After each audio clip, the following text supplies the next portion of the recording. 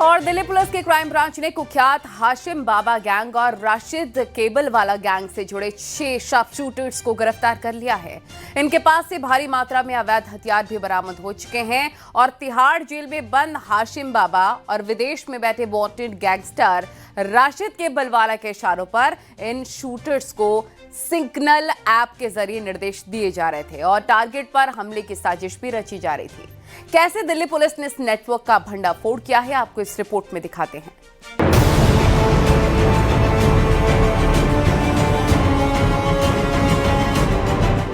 Delhi police की crime branch ने Tihar jail में बंद गैंगस्टर हाशिम बाबा और विदेश में बैठे वांटेड अपराधी राशिद केबलवाला के इशारों पर काम कर रहे 6 एक्टिव शूटर्स को गिरफ्तार किया है। ये सभी आरोपी ट्रांस यमुना इलाके में सक्रिय थे और हत्या की कोशिश और जबरन वसूली जैसे गंभीर अपराधों में शामिल रहे हैं। पुलिस ने इनके पास से भारी मात्रा में अवैध हथियार भी बरामद किए हैं। इनके पास से कुल 10 गैर कानूनी हथियार और 81 जिंदा कारतूस जब्त किए गए हैं। इनमें इटली मेड पिस्टल भी शामिल है।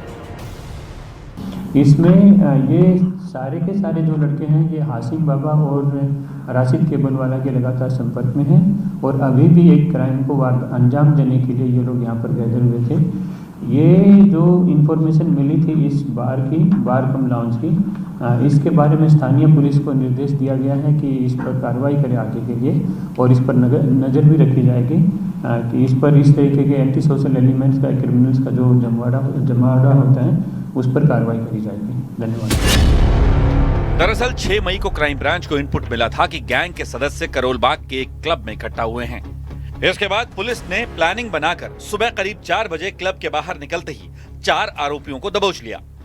जांच में बड़ा खुलासा यह हुआ कि तिहाड़ जेल में बंद हाशिम बाबा से इन शूटर्स को सीधे निर्देश मिल रहे थे, जबकि राशिद केबलवाला विदेश से सिग्नल ऐप के जरिए पूरे गैंग को ऑपरेट कर रहा था। तिहाड़ जेल में बंद गैंगस्टर हाशिम बाबा और विदेश में छिपे गैंगस्टर राशिद केबलवाला सिग्नल ऐप के जरिए अपने सभी नेटवर्क को बखूबी अंजाम दे रहे थे।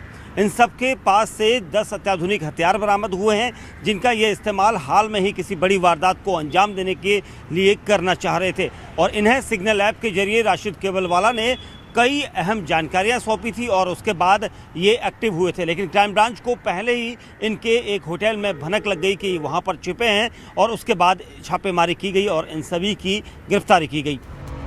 पूछताछ और तकनीकी जांच के बाद इस नेटवर्क के दूसरे